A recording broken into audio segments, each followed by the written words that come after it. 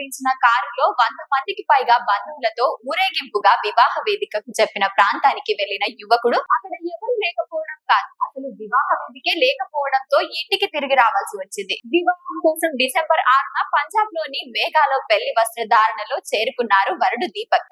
ఆయనకు అక్కడ పెళ్లి కూతురు కనిపించలేదు, కనీసం వివాహ వేదిక లేదు. దీంతో దీపక్ 3 ఏళ్ల కల చెదిరింది. ఆయన మానసికంగానే కాకుండా ఆర్థికంగానూ మోసపోయానని గ్రహించాడు. దీపక్ ది పంజాబ్ లోని జలంధర్ జిల్లా నకోదర్ లోని మనియాల గ్రామం. ఆయన గత 7 ఏళ్లుగా దుబాయ్ లో ఉంటున్నాడు. ఇన్స్టాగ్రామ్ లో పరిచయమైన అమ్మాయితో పెళ్లి కోసం ఆయన దుబాయ్ నుంచి వచ్చారు. ఆయన తెలిపిన వివరాల ప్రకారం పెళ్లి రోజున రోజంతా వధువు కోసం వేచి ఉన్నారు దీపక్. ఆ రోజు వధువు ఫోన్ సంప్రదించేందుకు పలుమార్లు ప్రయత్నించారు. ఆమె నుంచి ఎలాంటి స్పందన రాలేదు. ఆ తర్వాత ఫోన్ స్విచ్ ఆఫ్ వచ్చింది. పెళ్లి కోసం మేఘాలో రోజ్ గార్డెన్ అనే మ్యారేజ్ ప్యాలెస్ బుక్ వేసినట్లు తన ప్రేయసి చెప్పినట్లు దీపక్ తెలిపారు. దీంతో పెళ్లి రోజున దీపక్ దాదాపు 100 మంది అతిథులతో అలంకరించిన కార్లలో మేఘాకు చేరుకున్నారు. మేఘా చేరుకోగానే తాను పంపిన లొకేషన్ రావాలని వధువు కోరినట్లు దీపక్ గుర్తు చేసుకున్నారు. మేము ఆ ప్రాంతానికి చేరుకున్నప్పుడు అక్కడ ప్యాలెస్ వధువు ఆమె కుటుంబ సభ్యులు ఎవరు కనిపించలేదు. దీంతో పోలీసులకు ఫిర్యాదు చేశామని అన్నారు. మేఘా చేరుకున్న తర్వాత నా గర్ల్ ఫ్రెండ్ కి ఫోన్ చేశాను,